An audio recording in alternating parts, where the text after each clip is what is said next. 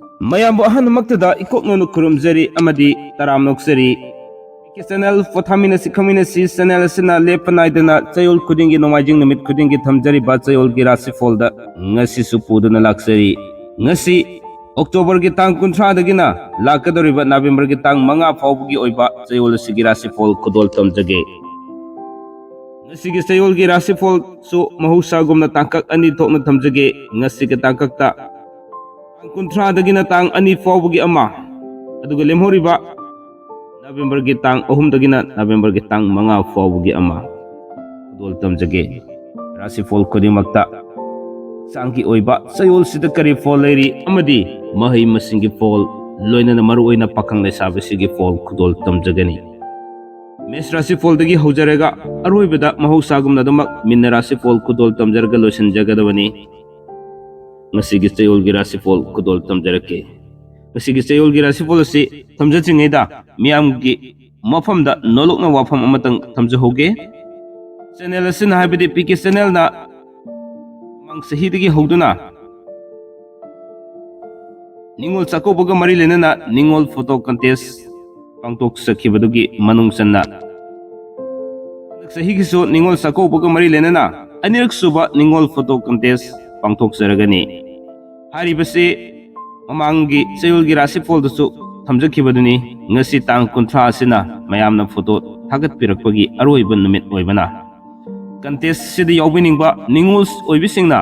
ꯑꯗꯣꯝꯒꯤ ꯐꯣꯟꯗꯒꯤ ꯅꯤꯡꯉꯣꯜ ꯆꯥꯛꯀꯧꯕ ꯅꯨꯃꯤꯠꯇ ꯀꯥꯞꯄꯤꯈꯤꯕ ꯐꯣꯇꯣꯁꯤꯡ ꯑꯗꯨꯗꯒꯤ ꯐꯖꯔꯕ ꯐꯣꯇꯣ ꯑꯍꯨꯝ ꯈꯟꯒꯠꯄꯤꯔꯒ ꯊꯥꯒꯠꯄꯤꯔꯛꯄꯒꯤ ꯅꯨꯃꯤꯠ ꯑꯗꯨ ꯉꯁꯤ ꯑꯔꯣꯏꯕ ꯑꯣꯏꯕꯅ ꯃꯔꯝ ꯑꯣꯏꯔꯒ ꯍꯥꯟꯅ ꯊꯥꯒꯠꯄꯤꯍꯧꯗꯕꯁꯤꯡꯅ ꯅꯤꯡꯉꯣꯜ ꯑꯣꯏꯕꯤꯁꯤꯡꯅ ꯅꯤꯡꯉꯣꯜ ꯆꯥꯛꯀꯧꯕꯒ ꯃꯔꯤ ꯂꯩꯅꯅ ꯄꯥꯡꯊꯣꯛꯆꯔꯤꯕ ꯅꯤꯡꯉꯣꯜ ꯐꯣꯇꯣ ꯀꯟꯇꯦꯁ 2022 ꯑꯁꯤ ꯁꯔꯨꯛ ꯌꯥꯕꯤꯅꯕꯒꯤꯗꯃꯛ ꯐꯣꯇꯣ ꯑꯍꯨꯝ ꯊꯥꯒꯠꯄꯤꯔꯛꯄꯒ ꯂꯣꯏꯅꯅ ꯃꯔꯨꯑꯣꯏꯅ ꯏꯁꯥꯒꯤ ꯃꯤꯡ ꯂꯩꯐꯝ ꯃꯄꯨꯡ ꯐꯥꯅ ꯏꯕꯤꯔꯛꯅꯕꯒꯤꯗꯃꯛꯇꯁꯨ ꯈꯪꯍꯟꯖꯔꯤ ꯑꯗꯣꯝꯒꯤ ꯐꯣꯇꯣ ꯊꯥꯒꯠꯄꯤꯔꯛꯄꯒꯤ WhatsApp ꯅꯝꯕꯔ ꯑꯗꯨ ꯑꯃꯨꯛꯀ ꯍꯟꯅ ꯅꯤꯡꯁꯤꯡꯖꯒꯦ ꯄꯤꯀꯦ ꯆꯦꯅꯦꯜꯒꯤ ꯅꯝꯕꯔ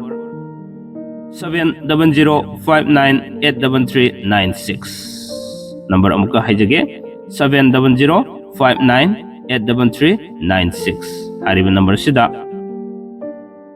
ꯑꯗꯣꯝꯒꯤ ꯐꯣꯇꯣꯁꯤꯡ ꯑꯗꯨ ꯉꯁꯤꯒꯤ ꯑꯔꯣꯏꯕ ꯅꯨꯃꯤꯠ ꯑꯁꯤ ꯐꯥꯎꯕꯁꯤꯗ ꯊꯥꯒꯠꯄꯤꯔꯛꯅꯕꯒꯤꯗꯃꯛ ꯍꯥꯏꯗꯨꯅ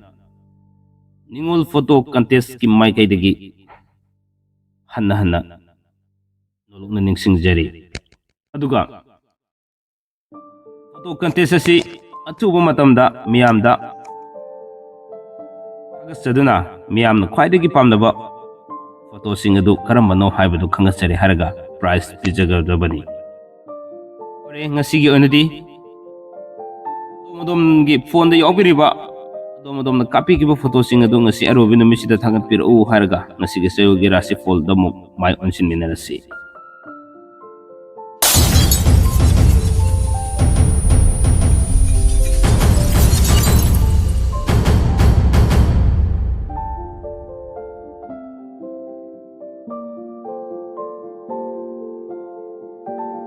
ꯑꯍꯥꯟꯕꯁꯤꯗꯤ ꯃꯦꯁ ꯔꯥꯁꯤꯐꯣꯜ ꯂꯧꯈꯠꯆꯒꯦ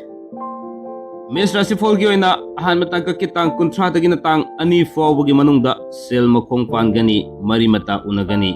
ꯏꯃꯨꯡ ꯃꯅꯨꯡ ꯁꯥꯟꯇꯤ ꯑꯣꯏꯒꯅꯤ ꯃꯊꯧ ꯆꯤꯟꯒꯅꯤ ꯊꯧꯗꯣꯛ ꯌꯥꯝꯒꯅꯤ ꯁꯨꯕ ꯅꯣꯝꯕ ꯀꯔꯕꯥꯔ ꯇꯧꯕ ꯀꯥꯟꯅꯕ ꯋꯥꯠꯂꯤ ꯑꯗꯨꯒ ꯇꯥꯡ 3ꯗꯒꯤꯅ ꯇꯥꯡ 5 ꯐꯥꯎꯕꯒꯤ ꯃꯅꯨꯡꯗ ꯂꯝꯗ ꯆꯠꯀꯅꯤ ꯆꯥꯅ ꯈꯣꯠꯅꯕꯒꯤ ꯊꯕꯛꯇ ꯃꯤꯡꯆꯠ ꯐꯪꯒꯅꯤ ꯄꯨꯡ ꯏꯁꯩ ꯇꯧꯕ ꯀꯥꯟꯅꯒꯅꯤ ꯋꯥ ꯅꯣꯝꯕ ꯆꯀ꯭ꯔꯤ ꯊꯥꯡꯒꯅꯤ ꯍꯛꯆꯥꯡꯒꯤ ꯑꯣꯏꯅꯗꯤ ꯀꯥꯏꯗꯦ ꯃꯍꯩꯒꯤ ꯑꯣꯏꯅꯗꯤ ꯅꯤꯡꯕ ꯊꯨꯡꯗꯦ ꯑꯗꯨꯒ ꯄꯥꯈꯪ ꯂꯩꯁꯥꯕꯤꯁꯤꯡꯒꯤ ꯑꯣꯏꯅꯗꯤ ꯋꯥꯔꯤ ꯁꯥꯕ ꯐꯪꯒꯅꯤ ꯃꯊꯪꯗ ꯂꯧꯈꯠꯆꯒꯦ ꯕ꯭ꯔꯤꯖ ꯔꯥꯁꯤꯐꯣꯜꯒꯤ ꯑꯣꯏꯅ ꯇꯥꯡ 30ꯗꯒꯤꯅ ꯇꯥꯡ 2 ꯐꯥꯎꯕꯒꯤ ꯃꯅꯨꯡꯗ ꯀꯔꯕꯥꯔ ꯇꯧꯕ ꯀꯥꯟꯅꯒꯅꯤ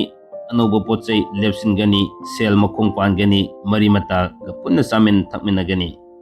ꯑꯗꯨꯒ ꯇꯥꯡ 3ꯗꯒꯤꯅ ꯇꯥꯡ 5 ꯐꯥꯎꯕꯒꯤ ꯃꯅꯨꯡꯗ ꯂꯩꯀꯥꯏꯒꯤ ꯊꯕꯛ ꯊꯧꯔꯝꯗ ꯃꯇꯝ ꯃꯥꯡꯒꯅꯤ ꯑꯅꯧꯕ ꯃꯔꯨꯞ ꯐꯪꯒꯅꯤ ꯏꯁꯣꯔꯒꯤ ꯊꯕꯛ ꯊꯧꯔꯝꯗ ꯄꯨꯛꯅꯤꯡ ꯆꯪꯒꯅꯤ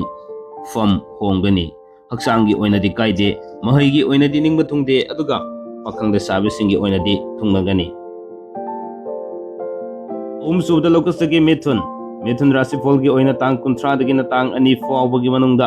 ꯁꯨꯕ ꯅꯣꯝꯕ ꯀꯥꯟꯅꯒꯅꯤ panduna lerakpa sel fangani karbara tauba saukhatli seldi makhong pali aduga mari mataga unagani nungaiba pau tagani tang ahumdagina tang manga fawbagi manungda anubu marup fangani lamda chatli pam hongdo hongjin khara leigani aduga sana khonabagi thabakta mingchat fangani haksangi oinadi kaide mahigi oinadi fagatli aduga pakang lesabi singi oinadi aina singnagani karkat karkat rasifol gi oina tang kuntra dagina tang ani fawbagi manungda mari mata sing unagani anoba nungaiba pau tagani imung manung santi leigani wano mamai pakani fam hongani duga tang ahumdagina tang manga fawbagi manungda sayen gi karbarda sel mangani laitin gi thabak thoramda pukning sangani leikai gi thabak matam mangani haksangi oinadi kaide mahigi oinadi ningba thungi aduga pakhang lesabe singi oinadi muknagani Singha rasifol gi oina tang kuntra dagina tang ani fawbagi manungda anuba nungaiba pau tagani suba nomba sel machit fangani anuba marup yamgani lamda chatpa kaide mari mataga punna saminnagani aduga tang ahumdagina tang manga fawbagi manungda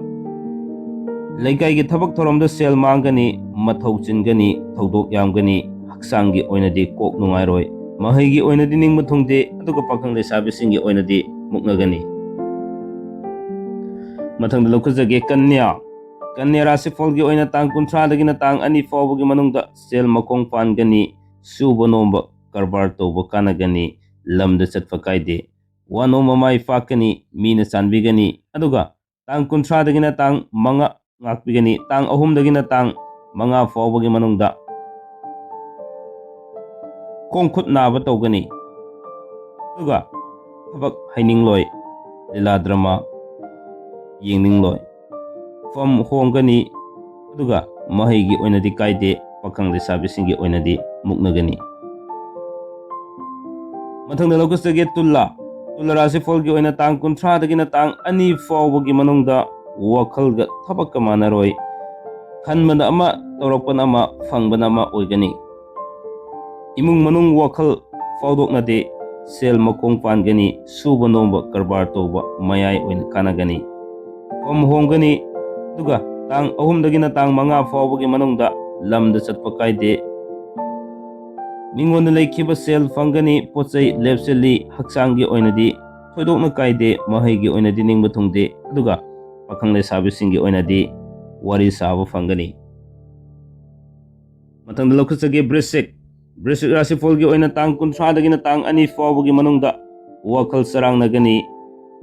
duga sel machit chatkani ningba thungba watkani suba nomba karbar toba kanafam khangloi fam hongani aduga tang ahumdagina tang manga fawbagi manungda lamda chatpa kaide mina kalakkani marupna yeknaba oigani wanomba sakri thangani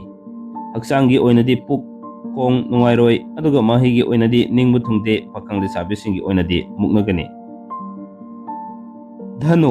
dhanu rasifol gi oina tang kuntra dagina tang ani fawbagi manungda sel fangba mari mataga samin thakminaba lila drama tv yengba oigani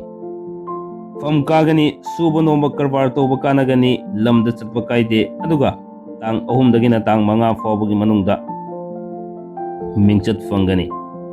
imung manung santi oigani haksangi oinadi khu khwang nungairoi mahigi oinadi kaide aduga pakhang lesabi singi oinadi aina singnagani mathangda lokusage makar rasifol gi oina tang kuntra dagina tang ani fawbagi manungda leifam hongdo hongjin tawgani wano mamai fakani karbarda saukatli laibak yengba mai pakani imung manung semgan sagatli aduga tang ahumdagina tang manga fawbagi manungda anoba marup fangani mari mata sawgani anoba pausu tagani laitin gi thabakta pukning sangani haksangi oinadi puknungairoi mahigi oinadi kaide aduga pakhang lesabi singi oinadi thungnagani kumba rasifol gi oina tang kuntra dagina tang ani fawbagi manungda mari mataga puna samin thakminagani sel makong pangani suba nomba wanomba kanagani ꯃꯤꯅ ꯆꯥꯟꯕꯤꯒꯅꯤ, ꯄꯣꯠ ꯆꯩ ꯂꯦꯞꯁꯤꯟꯒꯅꯤ, ꯑꯗꯨꯒ ꯇꯥꯡ 3ꯗꯒꯤꯅ ꯇꯥꯡ 5 ꯐꯥꯎꯕꯒꯤ ꯃꯅꯨꯡꯗ ꯏꯃꯨꯡ ꯃꯅꯨꯡ ꯆꯦꯝꯖꯤꯟ ꯁꯥꯖꯤꯟꯒꯅꯤ, ꯁꯥꯟꯇꯤ ꯑꯣꯏꯒꯅꯤ, ꯅꯨꯡꯉꯥꯏꯕ ꯄꯥꯎ ꯇꯥꯒꯅꯤ꯫ ꯍꯛꯆꯥꯡꯒꯤ ꯑꯣꯏꯅꯗꯤ ꯈꯨꯠꯇ ꯏ ꯊꯣꯛꯀꯅꯤ, ꯃꯍꯩꯒꯤ ꯑꯣꯏꯅꯗꯤ ꯀꯥꯏꯗꯦ, ꯄꯥꯈꯪ ꯂꯩꯁꯥꯕꯤꯁꯤꯡꯒꯤ ꯑꯣꯏꯅꯗꯤ ꯂꯨꯍꯣꯡꯒꯅꯤ꯫ ꯑꯔꯣꯏꯕꯗ ꯃꯤꯟꯅ ꯈꯨꯗꯣꯜ ꯇꯝꯖꯒꯦ, ꯇꯥꯡ 30ꯗꯒꯤꯅ ꯇꯥꯡ 2 ꯐꯥꯎꯕꯒꯤ ꯃꯅꯨꯡꯗ ꯑꯅꯧꯕ ꯄꯥꯎ ꯇꯥꯒꯅꯤ, ꯂꯝꯗ ꯆꯠꯄ ꯀꯥꯏꯗꯦ, ꯋꯥꯅꯣꯝꯕ ꯆꯀ꯭ꯔꯤ ꯊꯥꯡꯒꯅꯤ, ꯀꯔꯕꯥꯔꯗ ꯁꯦꯜ ꯃꯥꯡꯒꯅꯤ, ꯐꯝ ꯍꯣꯡꯗꯣꯛ ꯍꯣꯡꯖꯤꯟ ꯈꯔ ꯂꯩꯒꯅꯤ, ꯃꯔꯨꯞꯅ ꯌꯦꯛꯅꯕ ꯑꯣꯏꯒꯅꯤ, ꯃꯆꯥ ꯃꯁꯨꯒꯤ ꯃꯔꯤ ꯃꯇꯥꯒꯤ ꯎꯄꯥꯏ ꯇꯧꯒꯅꯤ꯫ ꯑꯗꯨꯒ ꯇꯥꯡ 3ꯗꯒꯤꯅ ꯇꯥꯡ 5 ꯐꯥꯎꯕꯒꯤ ꯃꯅꯨꯡꯗ ꯄꯨꯡ ꯏꯁꯩ ꯇꯧꯕꯗ ꯃꯤꯡꯆꯠ ꯐꯪꯒꯅꯤ꯫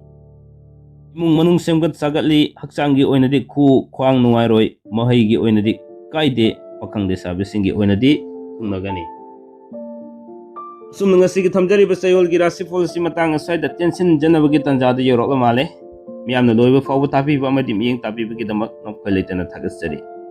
ꯑꯃꯨꯛꯀꯁꯨ ꯍꯟꯅ ꯅꯤꯡꯉꯣꯜ ꯐꯣꯇꯣ ꯀꯟꯇꯦꯁ ꯆꯦꯅꯦꯜ ꯑꯁꯤꯅ ꯄꯥꯡꯊꯣꯛꯆꯔꯤꯕ ꯑꯅꯤꯔꯛ ꯁꯨꯕ ꯅꯤꯡꯉꯣꯜ ꯐꯣꯇꯣ ꯀꯟꯇꯦꯁꯁꯤꯒꯤ ꯃꯤꯌꯥꯝꯅ ꯅꯤꯡꯉꯣꯜ ꯑꯣꯏꯕꯤꯁꯤꯡꯅ ꯐꯣꯇꯣ ꯊꯥꯔꯛꯄꯒꯤ, ꯍꯥꯏꯕꯗꯤ ꯑꯗꯣꯝꯅ ꯅꯤꯡꯉꯣꯜ ꯆꯥꯛꯀꯧꯕ ꯆꯠꯄ ꯃꯇꯝꯗ ꯀꯥꯞꯈꯤꯕ ꯑꯗꯣꯝꯒꯤ ꯐꯣꯟꯗꯒꯤ ꯀꯥꯞꯄꯤꯈꯤꯕ ꯐꯣꯇꯣ 3 ꯑꯗꯨ ꯊꯥꯒꯠꯄꯤꯔꯛꯄꯒꯤ ꯑꯔꯣꯏꯕ ꯅꯨꯃꯤꯠ ꯑꯗꯣ ꯉꯁꯤꯅꯤ꯫ ꯌꯥꯎꯕꯤꯅꯤꯡꯕꯁꯤꯡꯅ ꯐꯣꯇꯣ ꯊꯥꯒꯠꯄꯤꯔꯛꯎ ꯍꯥꯏꯕ ꯋꯥꯐꯝ ꯑꯗꯣ ꯊꯝꯖꯔꯒ ꯃꯁꯤꯒꯤꯗꯃꯛꯇꯗꯤ ꯊꯝꯖꯔꯤꯕ ꯆꯌꯣꯜꯒꯤ ꯔꯥꯁꯤꯐꯣꯜ ꯑꯁꯤ ꯃꯇꯥꯡ ꯑꯁ꯭ꯋꯥꯏꯗ ꯇꯦꯟꯁꯤꯟꯖꯒꯦ꯫ ꯄꯨꯝꯅꯃꯛꯄꯨ ꯑꯃꯨꯛꯀꯁꯨ ꯍꯟꯅ ꯈꯨꯔꯨꯝꯖꯔꯤ꯫ ꯀꯪꯂꯩꯄꯥꯛꯅ ꯌꯥꯏꯐꯔꯦ꯫